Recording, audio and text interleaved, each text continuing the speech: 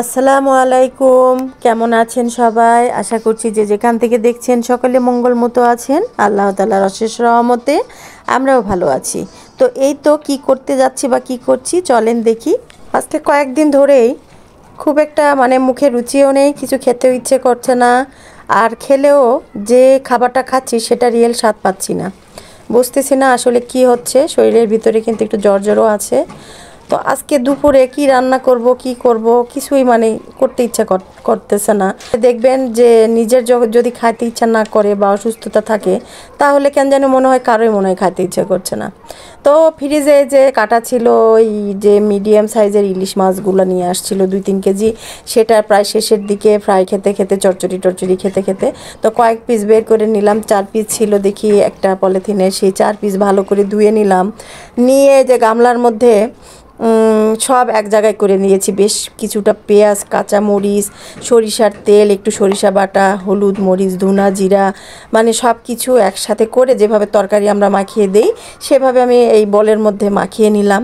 তারপরে যে হাতটা মুছে এইবার কি করব, সকালে ছাদে গিয়েছিলাম আলুর চিপসগুলো নেড়ে দিতে।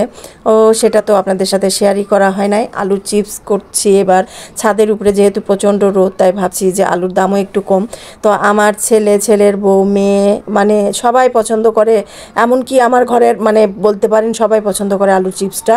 তো সেই আলুর চিপসই বানাইতে ছাদের উপরে দিতে যে মনে হলো কয়েকটা লাউ পাতা নিয়ে যায়। তো লাউ পাতা তুলে নিয়ে এসে এই যে টাটকা টাটকা লাউ পাতা,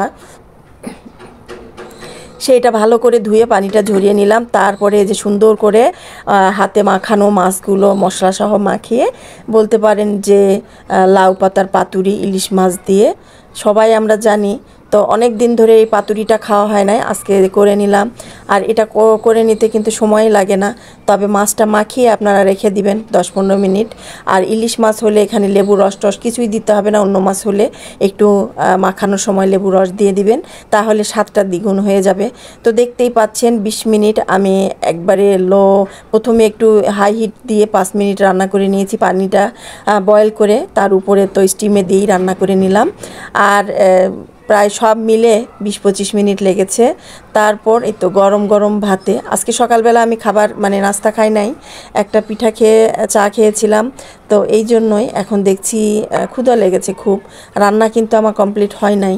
তো ভাত হয়েছে আর এই পাতুরিটা হয়েছে, তো সেটা দিয়ে একটু গরম গরম ভাত খেতে ইচ্ছে করলো, থালিতে নিয়ে চলে আসলাম। এখন বাজছে 1:45টার মতো দুপুরবেলা। তো সবাইকে ছেড়ে একা একা খেতে বসে গেলাম। তো আল্লাহর নাম নিয়ে খাওয়া শুরু করব। তার আগে দেখিয়ে দিচ্ছি যে লাউ পাতা 3-4টা করে লাউ পাতা দিয়ে মুড়িয়ে দিয়েছিলাম। এখন দেখি লাউ পাতা একবারে সফট হয়ে গেছে, আর মাছগুলো খুব সুন্দর সিদ্ধ হয়েছে। আর ভিতরের মশলার কি বলবো, যে এত সুন্দর একটা সরিষার গন্ধ এসেছে। কাঁচা সরিষা তো বেটে দিয়েছি, আবার সরিষার তেল দিয়েই কিন্তু মাছটা মাখিয়ে এই পুর করে তারপরেই তো লাউ শাকের মধ্যে দিয়ে দিয়েছিলাম।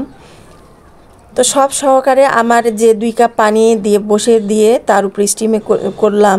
তো পানিটা কিন্তু পুরোই শুকিয়ে গিয়েছিল। তারপরে আমি চুলার জালটা বন্ধ করে রেখে দিয়েছিলাম আধা ঘন্টা। তারপর এই তো গরম ভাত হয়ে গেছে। ভাতের সাথে তরকারিটা যে কি মজা লাগছে কি বলবো আর। আর কি বলবো, বলার ভাষায় হারিয়ে ফেলেছি, এত টেস্ট ছিল। তবে প্রায় 7-8-10 দিন পরে এমন একটা মজার রেসিপি দিয়ে এতগুলো ভাত যে খাবো ধারণাই করতে পারি নাই, কারণ বেশ কয়েকদিন ধরেই। আর আমি অবশ্যই এই ভাত মাছ প্রিয় মানুষ। নাস্তা পানি যেটাই যাই হোক না কেন এটা আমার কাছে ম্যাটার করে না, আমি ভাত পেলেই যথেষ্ট খুশি, ভাত আর মাছ। তো সেই মানুষ আমার কয়েকদিন আমি খেতে পারছিলাম না। আলহামদুলিল্লাহ আজকে একবারে তৃপ্তি করে খেলাম।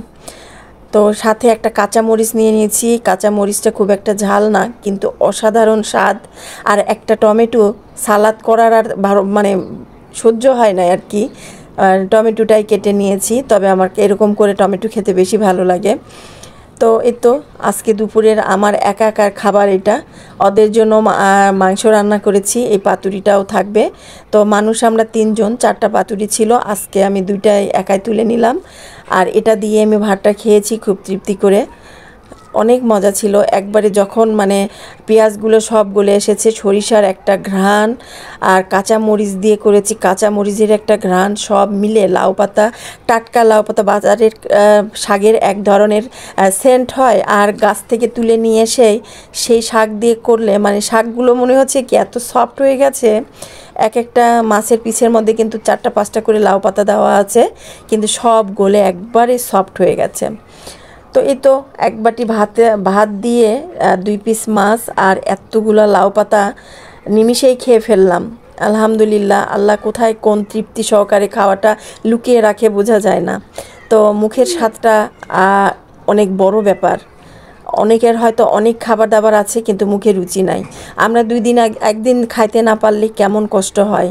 তো এরকম অনেকও মানুষ আছে যে হাজার হাজার লাখ লাখ টাকা ইনকাম করছে, বাট তার খাবার দাবার খাবারের মেনুতে খুব সাদামাটা, সেই সাদামাটা খাবারটা খেলেও ঠিকমতো হজম হয় না। তো আমরা 2-4 দিন একটু কষ্ট হলেই বুঝতে পারি তাদের কত কষ্ট।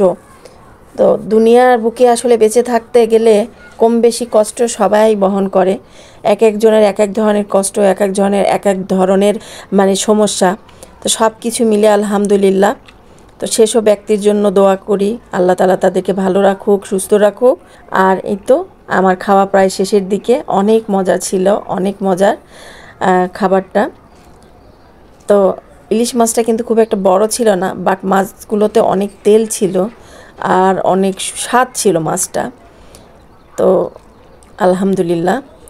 তো সকলে ভালো থাকবেন, সুস্থ থাকবেন। আমি তো খেয়েই যাচ্ছি। তো কেউ কিছু মনে করবেন না। আর ভালো মন্দ সব কিছু একটু ক্ষমা সুন্দর দৃষ্টিতে দেখবেন। আজকে এ পর্যন্ত। আল্লাহ হাফেজ, শুভ দুপুর।